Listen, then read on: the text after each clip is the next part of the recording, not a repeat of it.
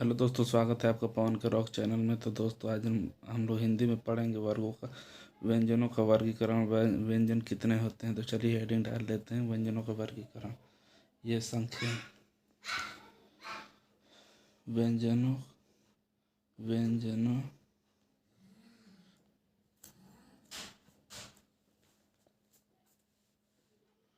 व्यंजनों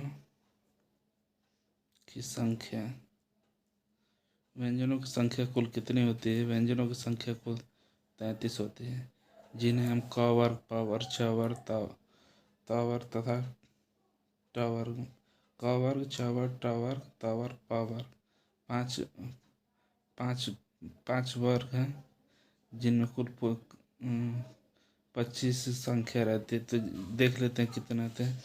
क वर्ग क वर्ग क वर्ग में आएगा क। अगर हम किसी चीज़ में हलंत लगा देते हैं तो हलंत का मतलब वो शब्द आधा हो जाता है। ये लिखने की दृष्टि से तो सही है कि हम किसी में, जैसे क है तो क किससे बना? क, इसमें से स्वर निकाल देते हैं तो अ हो जाता है, आधा क और अ। इसको क बोल देते हैं। लिखने के लिए तो लिख सकते हैं, लेकिन हम बोल नहीं सकते। क बोलेंगे तो अ की आवाज़ निकलेगी, इसलिए हम बोलते हैं, कह सकते हैं कि लिखने की दृष्टि से सही है, लेकिन बोलने की दृष्टि से सही नहीं है। तो चलिए हम लोग लिख लेते हैं। क वर्ग में कितने आएंगे? क, ख, ग, घ, अंग। क वर्ग, ये इसके बाद ये आएगा च वर्ग। च वर्ग में च, छ, ज, झ,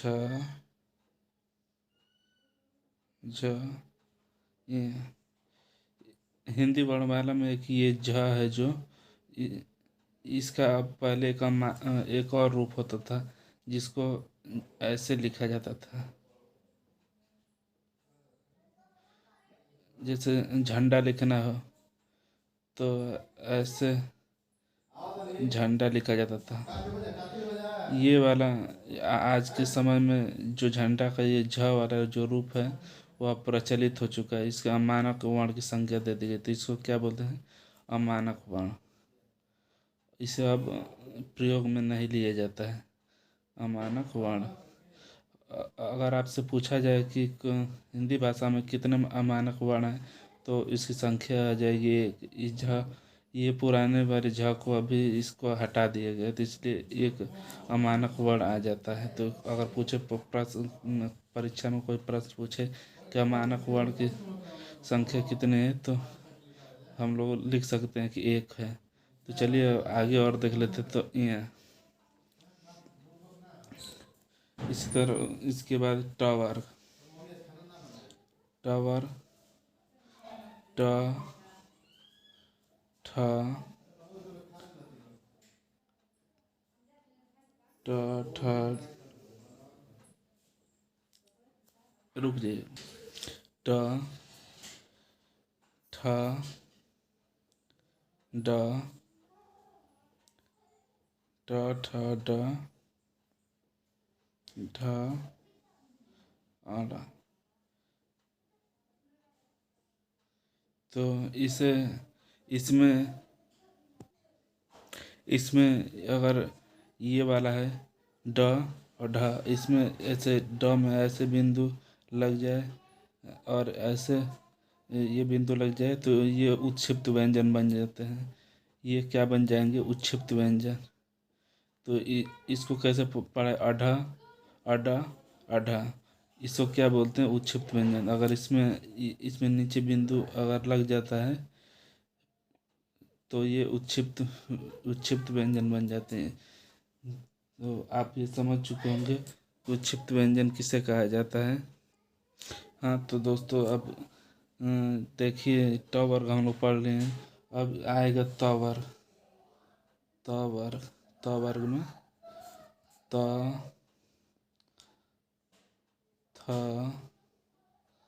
ध ध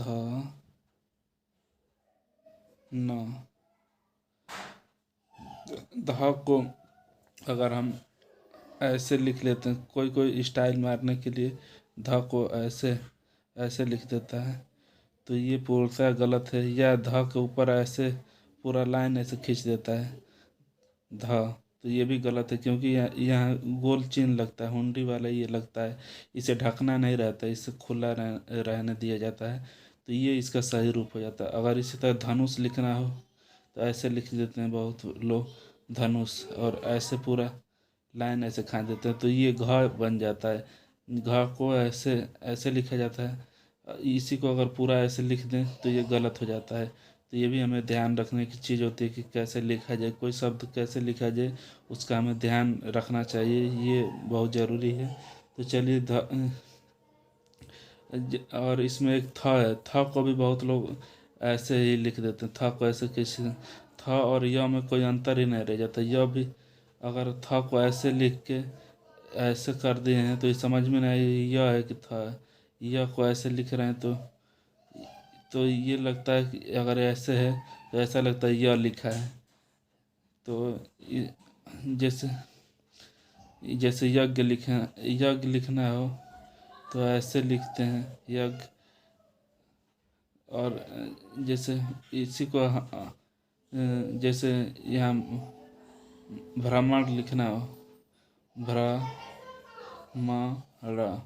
भ्रमण लिखना हो तो ऐसे खींचते हैं, तो ये पता ही नहीं चलेगा कि य है कि म है कि क्या है। तो ये लिखना इस तरह से गलत हो जाता है। तो हुंडी जहाँ लिखा जाता है गोल ऐसे किया जाता है, उसको छोड़ दिया जाता है, जिसमें ये था और धा दोनों आ जाएंगे।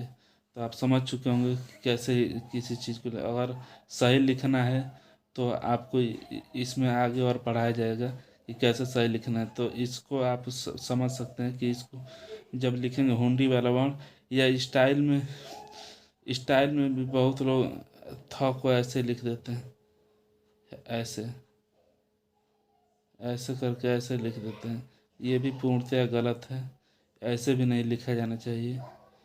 तो आप समझ चुके होंगे कि कैसे लिखा जाता है। तो चलिए आगे देख लेते हैं प वर्ग। तो प वर्ग में आएगा प फ ब भ म। प फ ब भ म ऐसे लिखा। भ का बता ही दिया हूँ, म का भी बता दिया हूँ। भ ये वाला जो भ को ऐसे हुंडी लिखा जाता है, तो लाइन इसके स्टाइल के लिए ऐसे नहीं लिखा जाता है, ऐसे नहीं लिखा जाता है। ये इसका सही रूप है, नीचे भी हुंडी रहेगी ऊपर भी हुंडी रहेगी। तो उम्मीद है आप समझ चुके होंगे दोस्तों। तो इसमें अब आता है 33 वर्ण हो गए हैं, देखिए 25 वर्ण हो गए, वर्ग हो गया है, क ख ग घ अंग, यानी पाँच पाँच सीधा और पाँच वर्टिकल और पाँच हॉरिजेंटल, यानी 5 × 5 = 25। ये इनको हम स्पर्शी व्यंजन भी कहते हैं।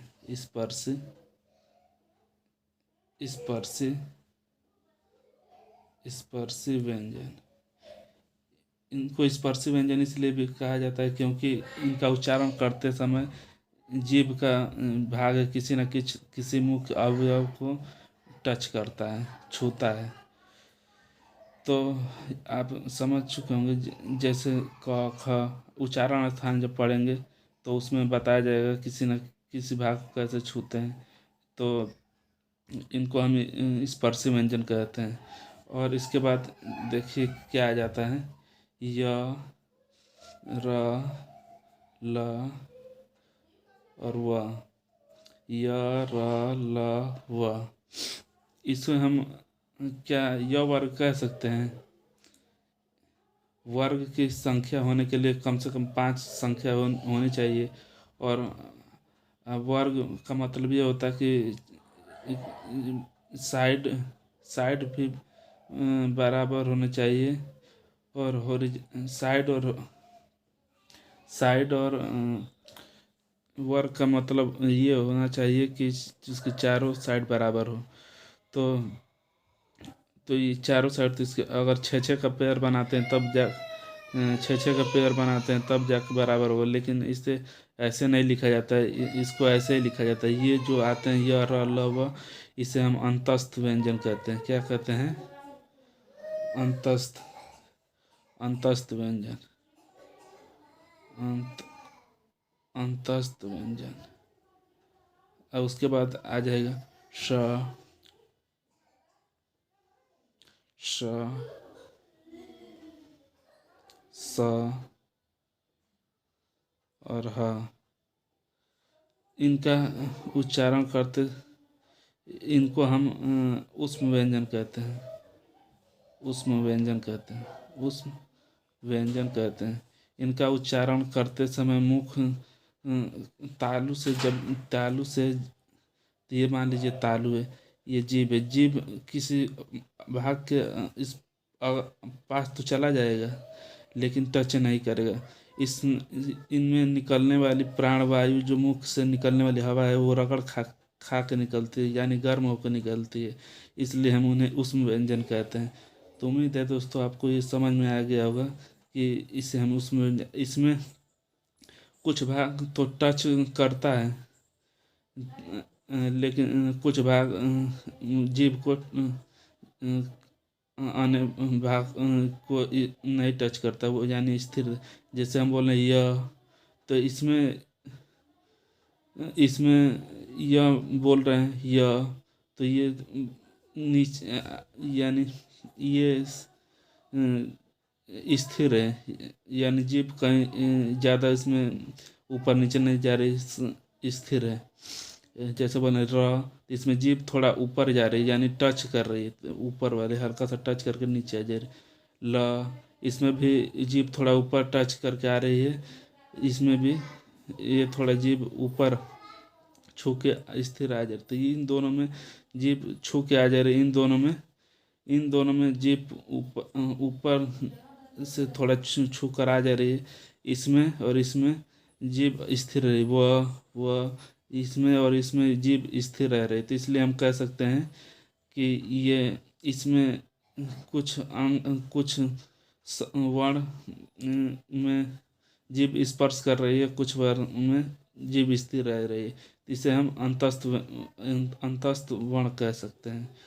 तो उम्मीद है दोस्तों ये आपको समझ आया होगा। अंतस्थ और स्पर्शी में जीभ जीभ अन्य भाग को, जीभ किसी न किसी मुख्य अवयव को, अन्य भाग को छू रहे, इसलिए इन्हें स्पर्शी व्यंजन कह सकते हैं।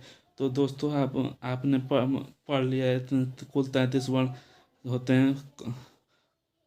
5 तो वर्ग वाले, 5 वर्ग 25 हो गए। य र ल व अंतस्थ हो गए, स स स ह। ये वाले श स श ह। तो ये उसमें हो गए, तो यानी 4 4 8, 8 और 25, 25 और 8 कितना हुआ? 33। तो 33 आपने व्यंजन को पढ़ लिया है। इस पे अगर चाहते हैं कि और बढ़िया से वीडियो और बने तो चैनल को सब्सक्राइब करें तथा ज़्यादा से ज़्यादा दोस्तों में शेयर करें। तो अभी के लिए इतना ही। Good night, bye bye, thank you.